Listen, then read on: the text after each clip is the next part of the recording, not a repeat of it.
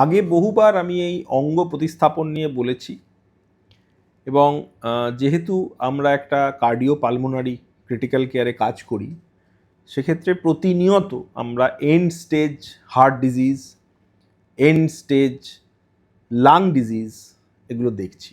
এবং আজকে যে কথাগুলো বলবো সেগুলো কিছুটা হলেও এন্ড স্টেজ লাং ডিজিজ বা পার্টিকুলারলি যে ইডিওপ্যাথিক পালমোনারি ফাইব্রোসিস, যখন পুরো লাংসটা জুড়ে একটা ফাইব্রোসিস হয়ে যায় এবং সেই লাংসের অক্সিজেন কার্বন ডাইঅক্সাইডের আদান প্রদান ক্ষমতা একদম নিচে নেমে আসে, তখন কিন্তু লাংসের প্রতিস্থাপন, লাং ট্রান্সপ্ল্যান্ট ছাড়া আর কোনো উপায় থাকে না। মোস্ট অফ দ্য টাইম দেখা যায় যে এই ফাইব্রোসিস যে রোগটা, সেটা আস্তে আস্তে আস্তে over a period of time বাড়ে।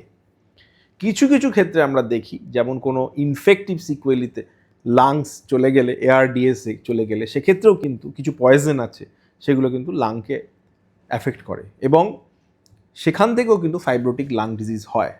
সেক্ষেত্রেও লাংসের প্রতিস্থাপনের দরকার। এখন এই লাংস প্রতিস্থাপন করতে গেলে আমাদের দুটো জিনিস মনে রাখতে হবে, এটা কিন্তু একটা বড় অপারেশন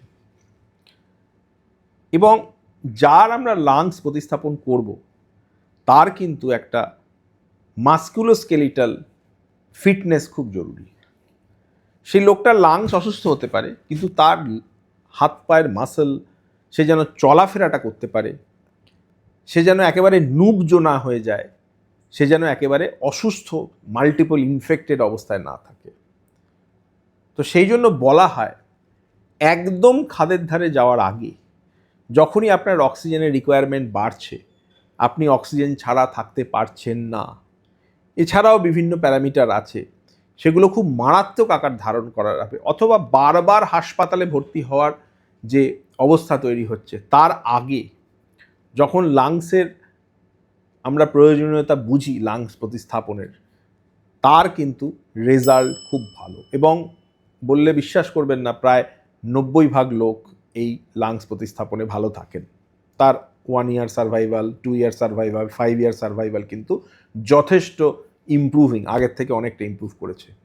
এবং সর্বোপরি যেটা ইমপ্রুভ হয় সেটা হচ্ছে তার কোয়ালিটি অফ লাইফ। যে মানুষটা এই ইডিওপ্যাথিক পালমোনারি ফাইব্রোসিসের লাস্ট স্টেজে ভুগছেন, তার পক্ষে এই টেবিল থেকে পাশের টেবিলে বসা, এই চেয়ার থেকে পাশের চেয়ারে বসা, অথবা বাথরুমে যাওয়া, এই কাজটাও একটা বিভীষিকায় পরিণত হয়। তো তার এই কোয়ালিটি অফ লাইফ ইমপ্রুভমেন্ট এবং তার লনজিভিটি, এই দুটোর জন্যই লাংসের প্রতিস্থাপন দরকার।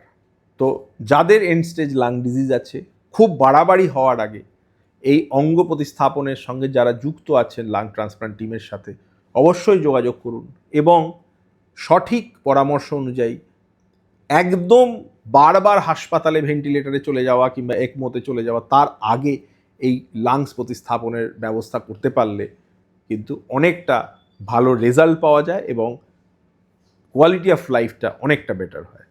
ভালো থাকবেন, জানতে থাকবেন।